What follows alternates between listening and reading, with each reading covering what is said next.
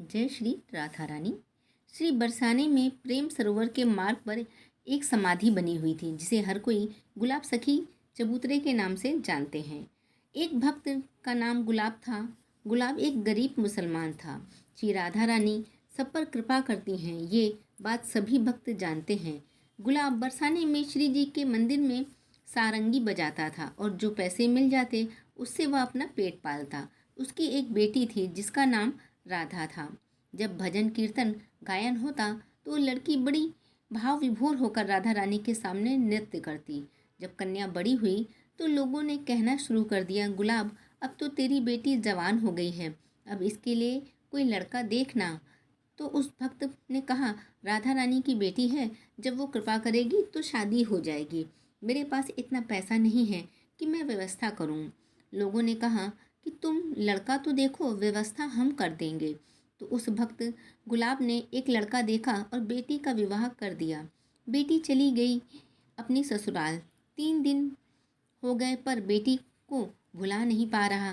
खाना पीना सब छूट गया, ना सारंगी बजाई ना समाज गायन में गया। लेकिन एक दिन रात्रि को श्री जी के मंदिर के द्वार पर बैठ गया। ठीक रात्रि के 12 बजे उसे एक आवाज़ सुनाई दी।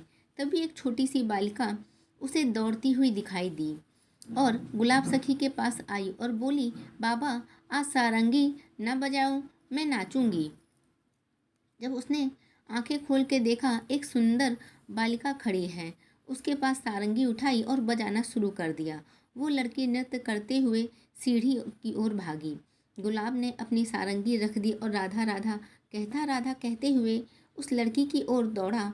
उसके बाद वह किसी को नहीं दिखा। श्री जी में वह समा गया।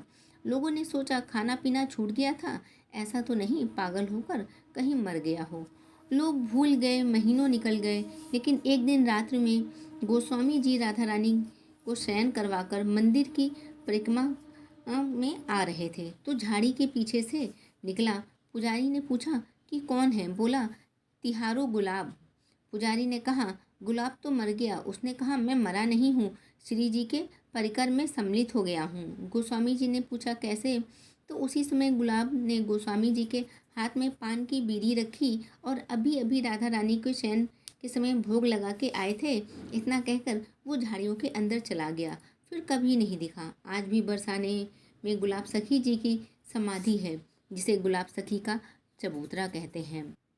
राधा कोई साधारण नाम नहीं है, ये महाशक्ति का नाम है। इस नाम की महिमा वही जानते हैं जिसने इस नाम को लिया होगा, इस नाम के संग जिया होगा। जो लोग राधा नाम लेते हैं उन्हें भगवान विष्णु मिल जाते हैं।